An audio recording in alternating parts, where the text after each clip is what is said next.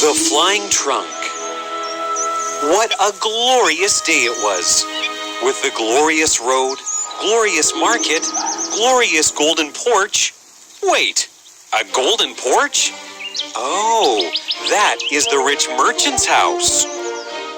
Ah, what a loss it would be if I don't tell you this story. No, it's not about the merchant, but he is a fairly important person here. You see, the merchant had so much money that he could have paved the whole street with silver. But he was a wise man and an intelligent businessman. He knew how to spend his money and how to save it too. The merchant had a young son named Sven. Now, Sven here was a lazy boy. Breakfast! Thank you. Good morning, Father. Morning, son. Hope you slept well. Oh, yes, I did. The golden bedsheet is so much better than the normal one, though I think we need to take those rubies out. They poke me. Sven, you don't need a golden bedsheet encrusted with rubies. Who cares, Father? We are rich. In fact, I am throwing a party for my friends today. I just bought one of them a huge boat. They want to celebrate it. You bought a boat for your friend? And they are celebrating it by making you throw a party? What kind of friends are these? They love me. They think I am the greatest. They love you for your money. Stop trying to please everyone, Sven. Don't think of what others think of you.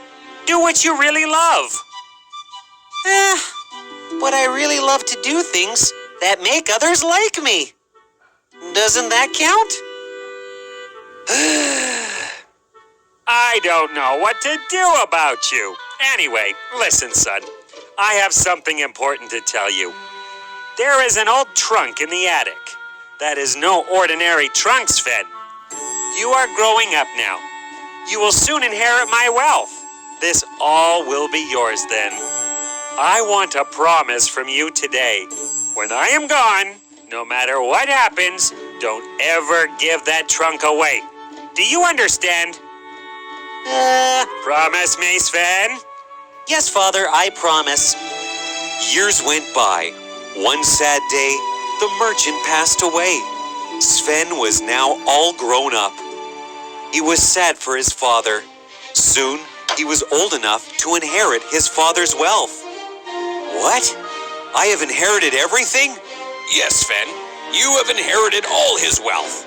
This means that all your father's wealth now belongs to you. Use it wisely, Sven. But wisdom had long left Sven.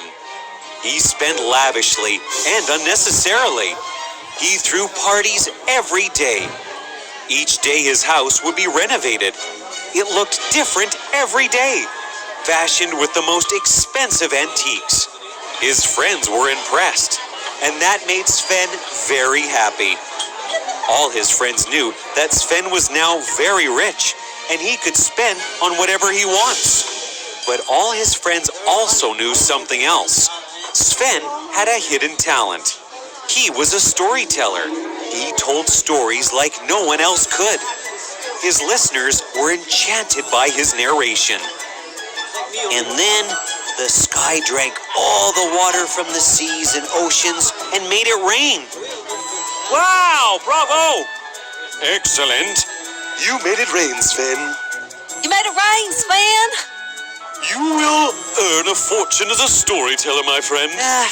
But don't I already own a fortune? Well, of course you do, but this money will not always stay, right? Won't you have to earn whatever you are spending? Don't spoil the party mood now. Come on. Yeah! Come on! Come on! Let's party! Let's party! This went on for a few weeks. Yes, only for a few more weeks because soon the money was gone. Sven started to sell his antique pieces to cover his expenses. But he didn't stop partying or spending on his friends. Finally, there came a day. You're broke! Impossible. I must have some money left. Patrick has asked for a new carriage. I am sure I can buy him that at least.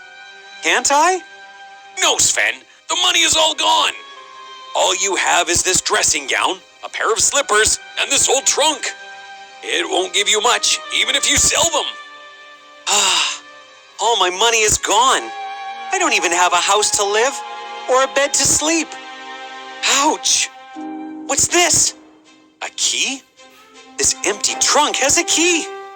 Great. What? Am I dreaming? Am I dead?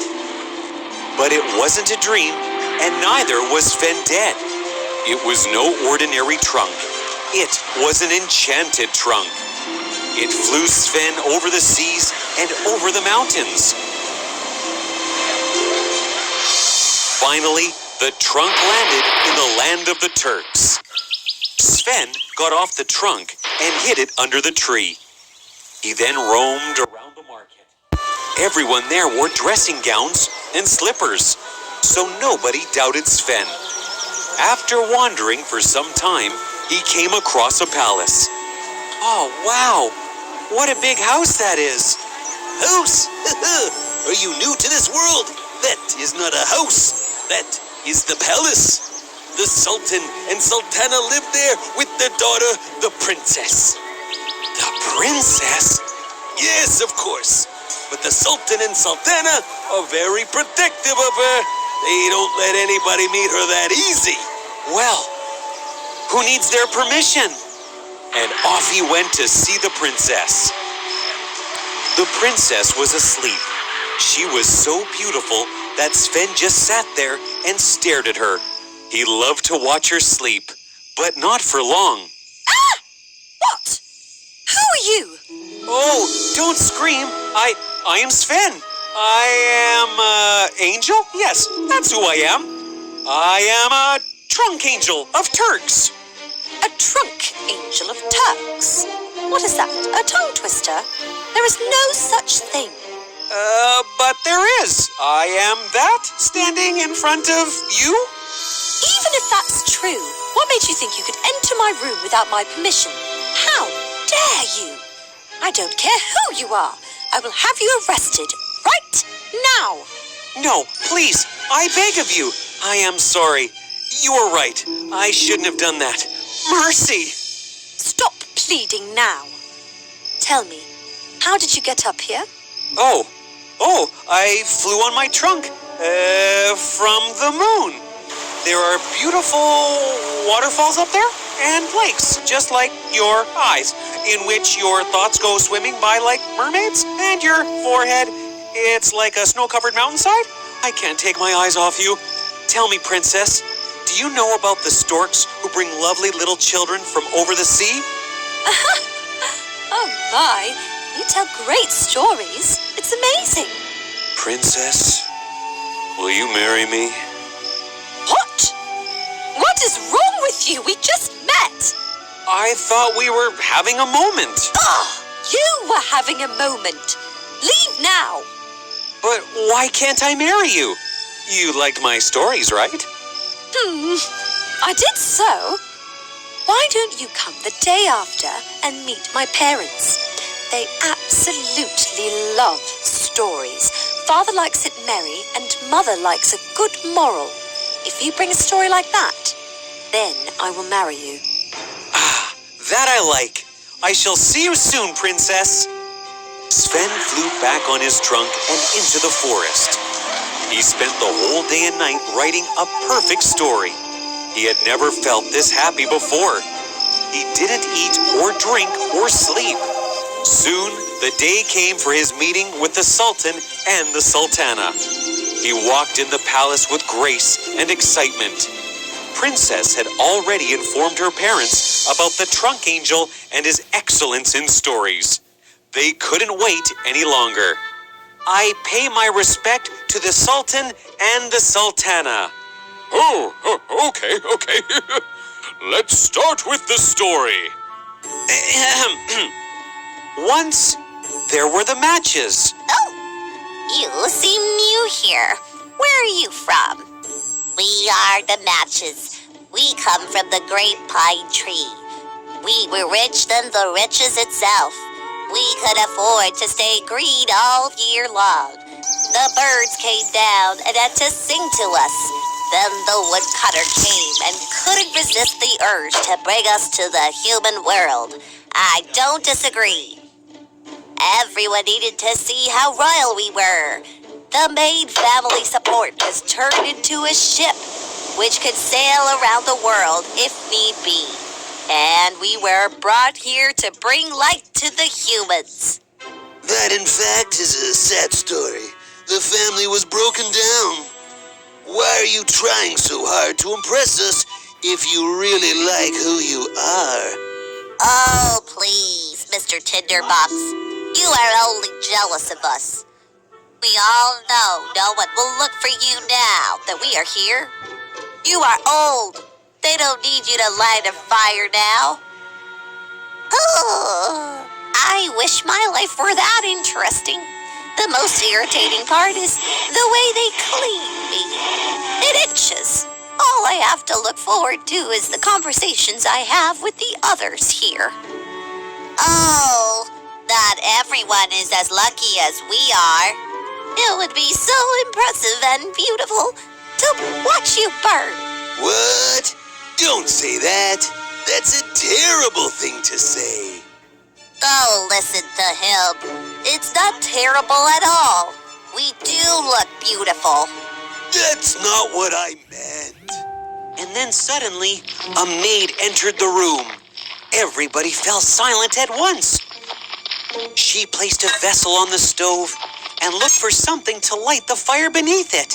The Matches were hoping she chose them, for they wanted to impress everyone. And that's what happened. She picked the bunch, lit all of them at once, and threw them on the wood. And my stars, how they sputtered and flared. Now they will know. Then they burned out. So the moral is...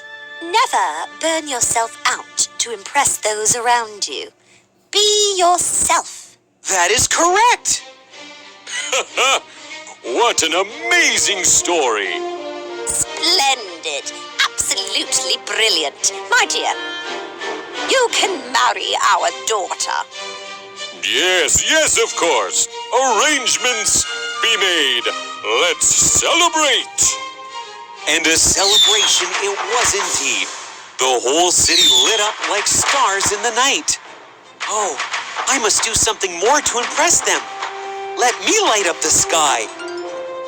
Without thinking twice, Sven filled his trunk with firecrackers and flew up high to burst them. It was beautiful, but suddenly... Oh no! Oh no! What have I done? I can't meet the princess now? They were right. Never burn yourself out to impress those around you. Be yourself. Sven had learned an important lesson. He realized that he is only truly happy when he is making stories and narrating them to other people.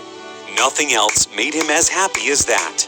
Not money, not the trunk, not the princess. So he wandered off and did what he loved the most. He then became Sven, the storyteller.